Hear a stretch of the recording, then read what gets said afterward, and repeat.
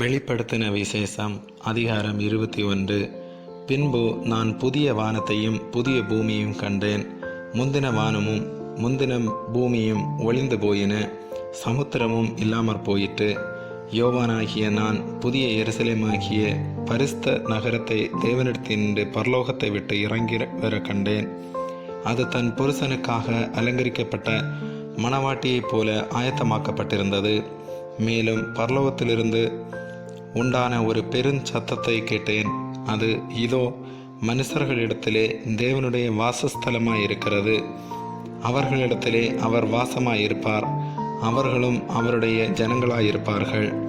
தேவன் தாமே அவர்களோட கூட இருந்து அவர்களுடைய தேவனாயிருப்பார். அவர்களுடைய கண்ணீர் யாவையும் தேவன் துடைப்பார்.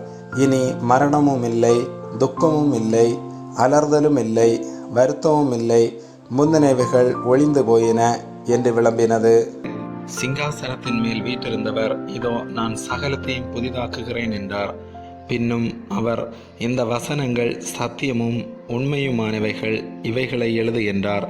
அன்றியும் அவர் என்னை நோக்கி, ஆயிற்று, நான் அல்பாவும் ஒமேகாவும் ஆதியும் அந்தவுமாயிருக்கிறேன். தாகமாயிருக்கிறவனுக்கு நான் ஜீவ தண்ணீரூற்றில் இலவசமாய் கொடுப்பேன். ஜெயங்கொள்ளுகிறவன் எல்லாவற்றையும் சுதந்திரித்து கொள்ளுவான். நான் அவன் தேவனாயிருப்பேன், அவன் என் குமாரனாயிருப்பான்.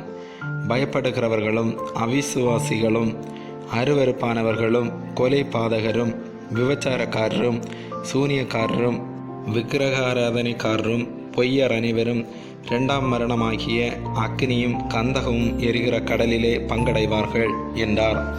பின்பு கடைசியான 7 வாதைகளால் நிறைந்த 7 கலசங்களையுடைய அந்த 7 தூதரில் ஒருவன் என்னிடத்தில் வந்து, நீ இங்கே வா, ஆட்டுக்குட்டியானவருடைய மனைவியாகிய மணவாட்டியை உனக்கு காண்பிக்கிறேன் என்று சொல்லி பெரிதும் உயரவுமான ஒரு பர்வதத்தின் மேல் என்னை ஆவியில் கொண்டு போய் தேவனுடைய மகிமையை அடைந்த எருசலேமாகிய பரிசுத்த நகரம் பரலோகத்தை விட்டு தேவனிடத்திலிருந்து இறங்கி வருகிறதை எனக்கு காண்பித்தான்.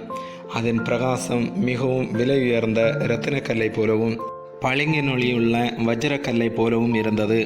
அதற்கு பெரிதும் உயரவுமான மதிலும், கிழக்கே 3 வாசல்கள், வடக்கே 3 வாசல்கள், தெற்கே 3 வாசல்கள், மேற்கே 3 வாசல்கள் ஆக 12 வாசல்களும் இருந்தன.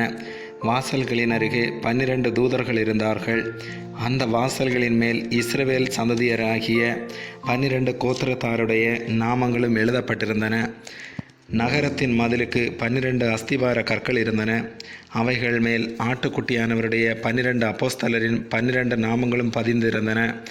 என்னுடனே பேசினவன் நகரத்தையும் அதன் வாசல்களையும் அதன் மதிலையும் அளக்கிறதற்கு ஒரு பொற்கோலை பிடித்திருந்தான். அந்த நகரம் சதுரமாயிருந்தது, அதன் அகலமும் நீளமும் சமமாயிருந்தது. அவன் அந்த கோலினால் நகரத்தை அளந்தான். அது 12,000 ஸ்தாதி அளவாயிருந்தது.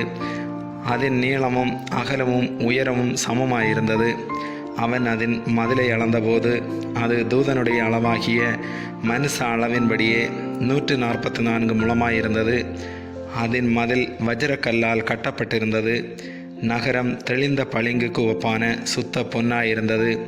நகரத்து மதில்களின் அஸ்திவாரங்கள் சகலவித இரத்தினங்களினாலும் அலங்கரிக்கப்பட்டிருந்தன.